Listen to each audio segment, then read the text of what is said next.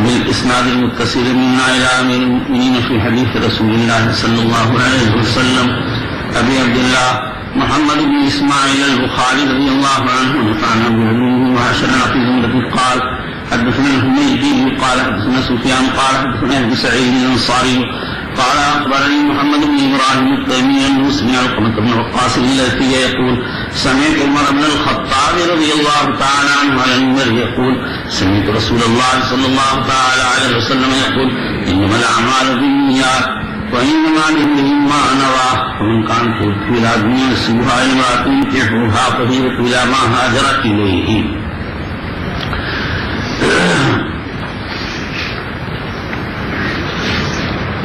حدثنا الحمیدی.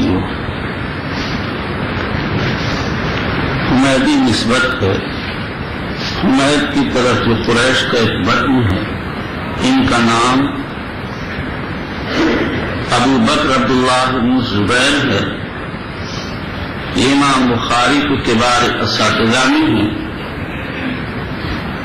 219 ہجری میں وفات پائی. ایک حمیدی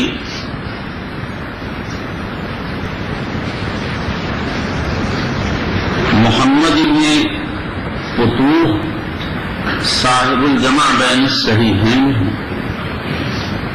وہ بہت متاخر ہیں. 488 ہجری میں ان کی وفات ہوئی ہے.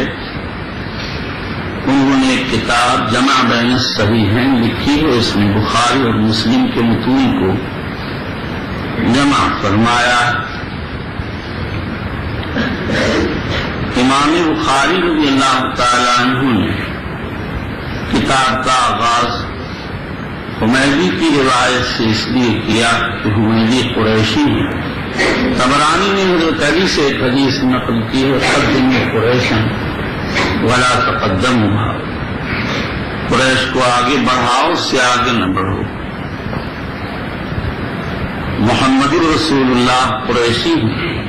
جب ان کی نبوت ثابت کر لی تو قریشی شیخ سے ان کی احادیث کا اکتتاب فرمایا. اس سے بخاری کی ذہانت کا اندازہ لگایا جا سکتا ہے.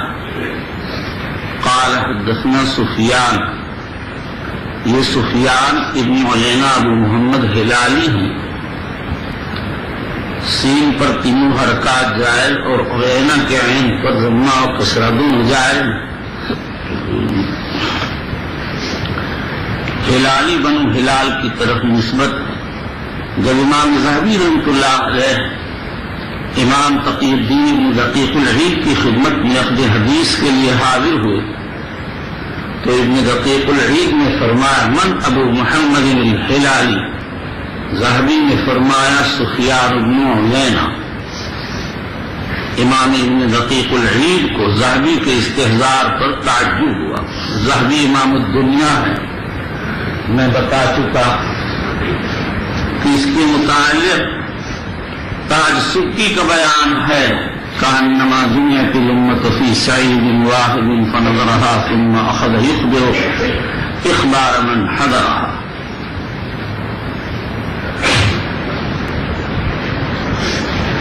سفیان شیخ مکی اور وحی کی منزل اول مکہ جیسے منزل ثانی مدینہ